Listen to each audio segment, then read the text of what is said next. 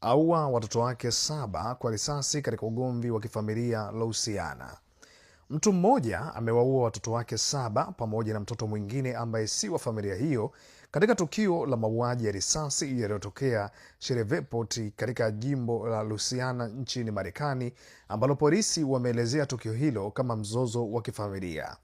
Watoto hao walikuwa na umri kati ya mwaka 1 hadi miaka 14 kwa mujibu wa shirika la habari la CBS ambalo ni mshirika mmojawapo wa vyombo vya habari vikubwa nchini Marekani. Maafisa walisema tukio la risasi lilianza karibu saa 11 asubuhi siku ya Jumapili, na mshtakiwa alipiga risasi watu 10 kabla ya kukimbia kwa kutumia gari lililoibiwa, alikuwa anasema msemaji wa polisi wa Shreveport, Chris Bordelon. Polisi walimfukuza na hatimaye kumuua. Wanawake wawili watu wazima, wakiwemo mama na wa watoto hao, wako katika hali mahututi hospitalini. Mshukiwa ametambuliwa kama Shamar El-Kissin, kulingana na mkurugenzi wa mawasiliano wa meya wa Shreveport, Leigh Ann Evaniski, alivyoongea na vyombo vya habari.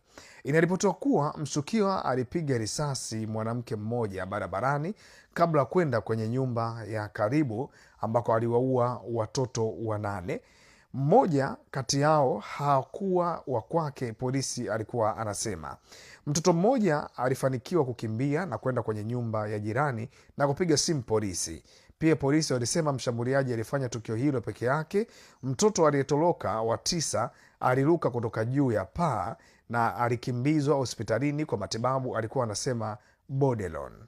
Akizungumza Jumapili mapema, meya wa Shreveport Tom Arseneus alisema hili ni tukio la kusikitisha, pengine ni tukio baya zaidi la kusikitisha ambalo tumewahi kulipata ndani ya mipaka ya Shreveport.